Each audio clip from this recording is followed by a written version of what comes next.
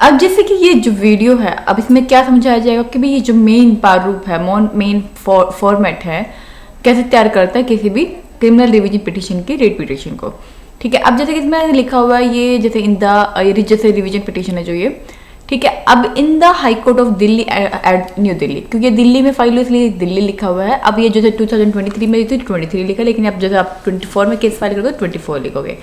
Matter of जिसका नाम है उसका लिखेंगे, क्रिमिनल का जो केस नंबर है, FIR नंबर है, PS जो है, थाना का जो है, तो उसमें अंडर सेक्शन कौन कौन से हैं।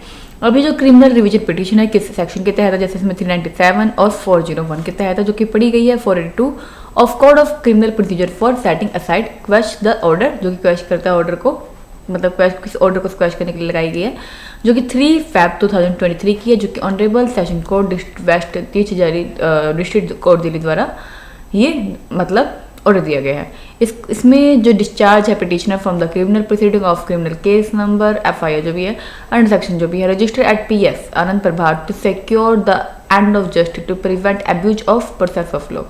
ठीक है, जो भी है द ऑनरेबल चीफ जस्टिस है, जो इस कंपेनियन जस्टिस इसको मतलब ये लिखा गया है। इसमें हाई कोर्ट मतलब जो मतलब जो क्रिमिनल रिवीजन पिटिशन डाली जाती है तो ऑनरेबल चीफ जस्टिस आते हैं, उसके जो कंपेनियन जस्टिस आते हैं, फिर हाई कोर्ट दिल्ली आता है जो कि दिल्ली में है। ठीक है, अब जैसे आप चंडीगढ़ में फाइल करो चंडीगढ़ लिखोगे, ठीक है, जो भी होगा। अब जैसे कि इसमें हम्बल रिक्वेस्ट की जाती है अबव नेम को लेके, इनको लेके मोस्ट रिस्पेक्टफुल सोयर कि इसमें बताया गया कि जो कि इंस्टेंट क्रिमिनल रिवीजन पिटीशन है, ये जो फाइल की गई है पिटिशनर द्वारा की गई है, मतलब उसके एडवोकेट द्वारा नहीं, खुद ही पिटिशनर द्वारा फाइल की गई है। Against the respondent for setting aside base question की जाए, जो ऑर्डर है पास की गई है ऑनरेबल सेशन कोर्ट द्वारा। ठीक है, उसको मतलब क्या किया जाए, क्वेश्चन किया जाए।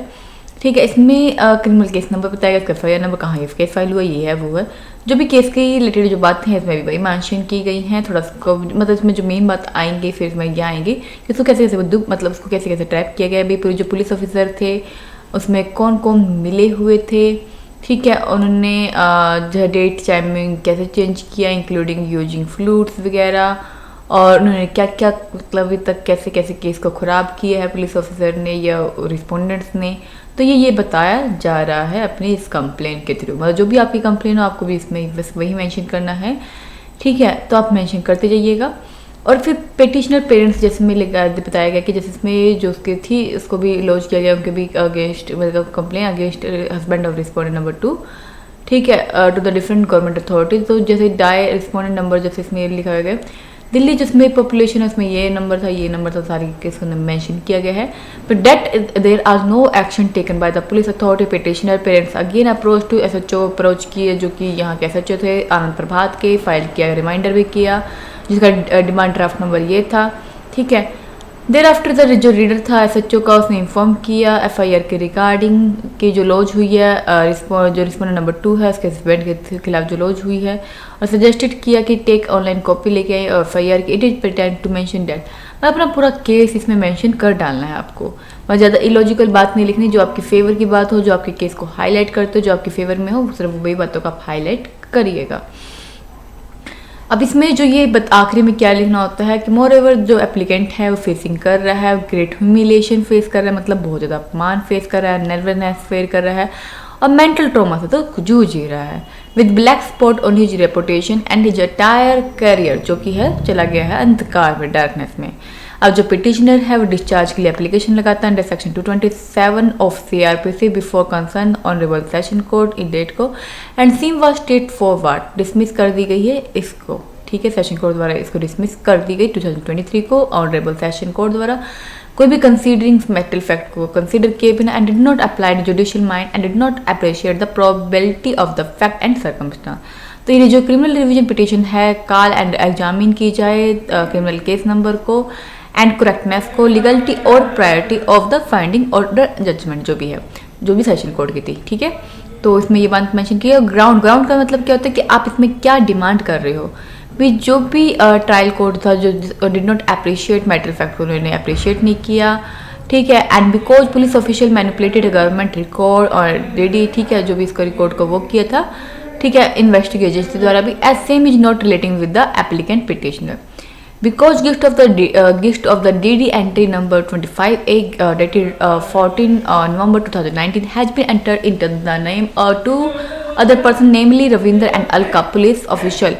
And Prabhat knew very well this fact, वो फैक्ट को जानते थे। ठीक है, इसमें एक राउंड बताया गया कि किस कारण से मेरी पिटिशन को सुनना जाना चाहिए। Complaint received by police official are against Ravinder and Alka by respondent number 2 on date Tariko, and not against the petitioner, but very smartly they misused the said DD entry number, yes, and in the name of petitioner on the next day because of DD entry। जब इसमें वैसा बना है वो पूरा अपना बता रहा है कि उसका ग्राउंड क्या बनता है, किसके कारण से उसको गलत तरीके से ट्रैक किया गया है, तो वो पॉइंट वाइज मेंशन कर रहा है। ठीक है, अब 2 नंबर में ये मेंशन करता है कि जो एल ट्रायल कोर्ट है कंप्लीटली इग्नोर मैटेरियल फैक्ट को उसने इग्नोर किया, सीसीटीवी फुटेज को भी। ठीक है, एंड जो कि इंस्टॉल किए गए थे पेटिशनर के हाउस में कवरिंग करते हैं, जो कि in the house of respondent number 2। तो उसमें मतलब अपना पूरा केस के फैक्ट को अच्छी तरीके से डाल दिया गया है, पुटअप कर दिया गया है। ठीक है, तो इस तरीके से ये देखिए आप तैयार की जाती है। ज़्यादा मैं आपको नहीं बता पाऊँगी कि वीडियो इतनी बनानी हमें अलाउड नहीं होती। ठीक है, तो लेकिन अपने अपने केस को आप अच्छे तरीके से डाल दीजिए, निचोड़ डालिए, पूरा अच्छे तरीके से बता डालिए। और देखिए इतनी बड़ी ये बना दी इस बंदे ने, इसने तो कुछ ज़्यादा ही गुस्से डाला। ठीक है, तो जैसे जितना बड़ा आपका केस होगा, जितना बड़े फैक्ट होंगे, सारी चीज़ें मेंशन करनी पड़ती है। आखिरी में आती है प्रेयर। प्रेयर में क्या होता है कि हम अपनी इस केस में चाहते क्या है। ठीक है, इसमें जैसे कि पहले तो ये जो 11th 12th पॉइंट है, जैसे 7th पॉइंट में बताया गया है कि जो पिटिशनर है उसके ऊपर अदर उसको अगर उसके पास कोई अदर लीगल रेमेडी नहीं थी तो उसको ऑनरेबल हाई कोर्ट को अप्रोच करना उसकी मजबूरी थी। जो पिटिशनर था हैव नॉट फाइल्ड, उसने ऐसा कोई सिमिलर केस कहीं और फाइल नहीं किया, ये आपको लिखना मजबूरी होती है, नहीं तो इस बात पे भी केस डिसमिस हो सकता है। तो ये 2 पॉइंट भी इंपॉर्टेंट है। 9th पॉइंट जो आया आपका, इसमें जो क्रिमिनल रिवीजन पिटिशनर है वो वेल मेंटेबल है, करेक्टनेस है, सही है, लीगलिटी के आधार पे है, मतलब propriety of the finding honorable court of session can only be corrected or revised through the criminal revision petition before the honorable high court of the concerned state union territory, जो भी है। ठीक है, अब जो लाइन होते हैं मतलब कॉपी पेस्ट ही की जाती हैं, क्योंकि वैसे तो इसमें बस कॉपी पेस्ट करते समय आप इस बात का ध्यान रखिएगा कि आपने सच्ची में कोई और अंदर ये केस कहीं और फाइल ना किया हो और उधर कोई रेमेडी आपके पास ना, तभी आप हाई कोर्ट आए हो, नहीं तो वैसे भी कोर्ट उसको समझ के आपका केस को डिसमिस कर सकती है।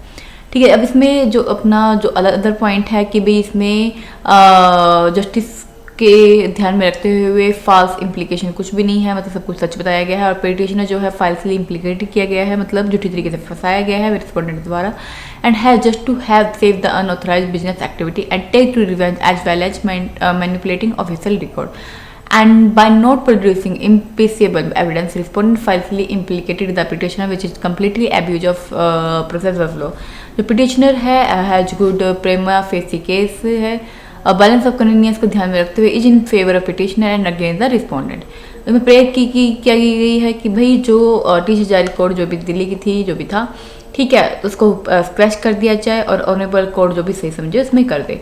तो इस तरीके से केस की कंप्लेंट तैयार होता है। आपको हमारी वीडियो हेल्पफुल लगी हो तो चैनल को एक लाइक, सब्सक्राइब, एक फॉलो, एक कमेंट, एक शेयर तो कम से कम करिएगा, और जितने भरपूर शेयर हो सके तो वो भी कर दीजिएगा एज ए सपोर्ट।